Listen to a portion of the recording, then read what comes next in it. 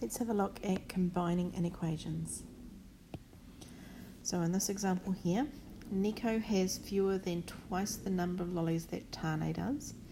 If Tane had 4 more, Nico would still have at least as many as Tane. And what is the minimum number of lollies that each could have? So our first step is to define our variables. So let's have a look at what we've been asked. We've been able to asked to find the number of lollies that each of them has. Alright, so that's the key. So that's what our two variables need to be.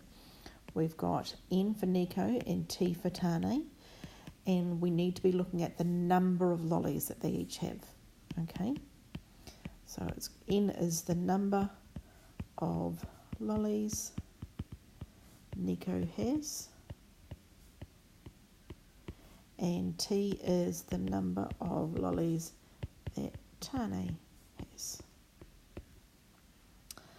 Okay, so that's our first step. Next step is we need to look at the sentences and form some equations. So let's have a look. Nico has fewer meaning less than, twice the number of lollies that Tane does.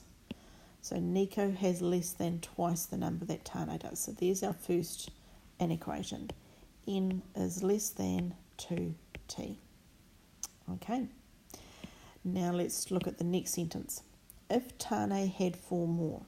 So if Tane had 4 more, so if I add 4 onto Tane, Nico would still have at least. So at least means greater than or equal. Nico would have at least as many as Tane. So there is our second one.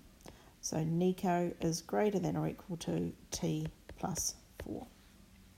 Okay, our next step is to draw the graph of these and look at our solutions.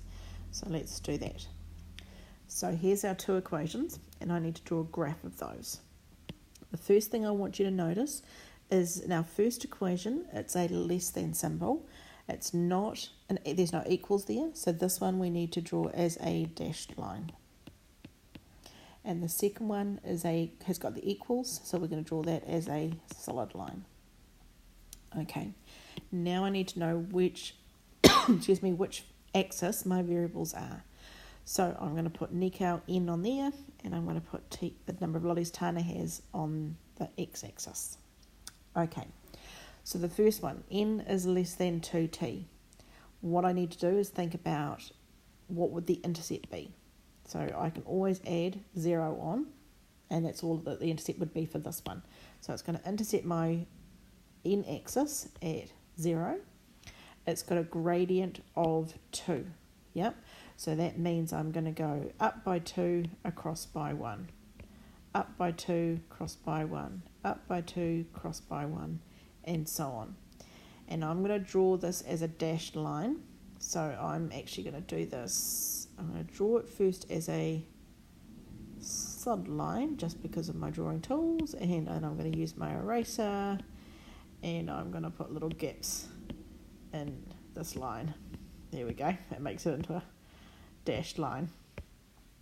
Okay, so there we go. There's my first one. Now what I need to do is look at the second equation.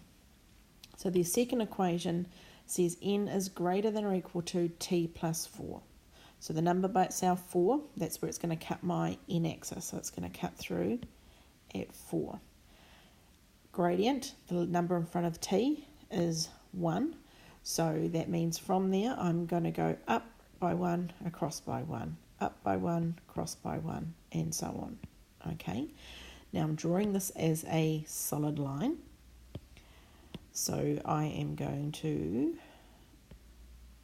draw this in about there.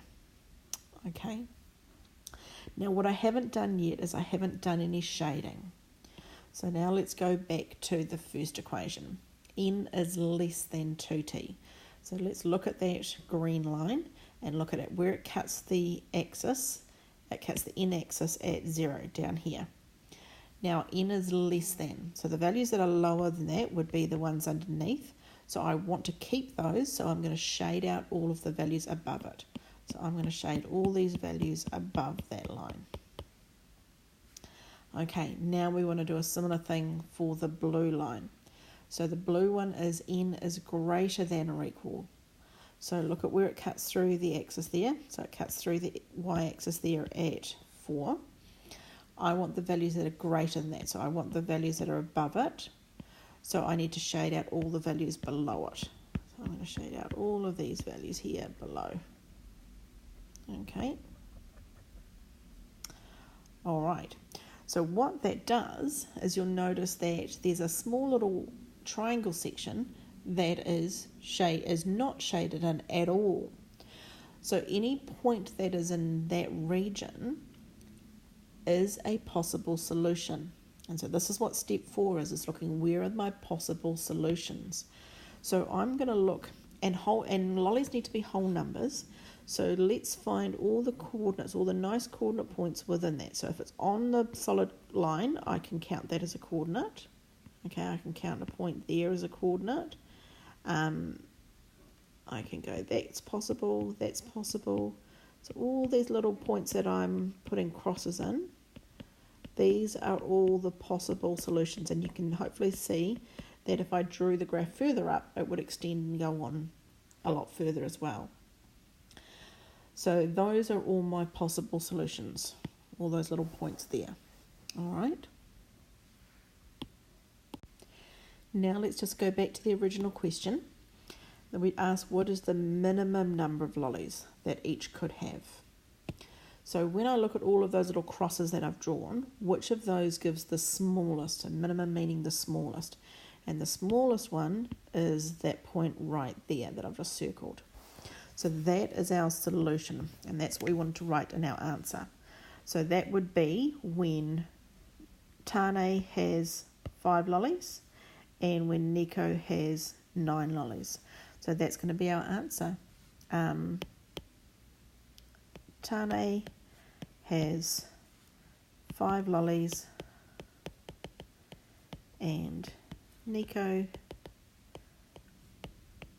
has 9 lollies. And there we have it.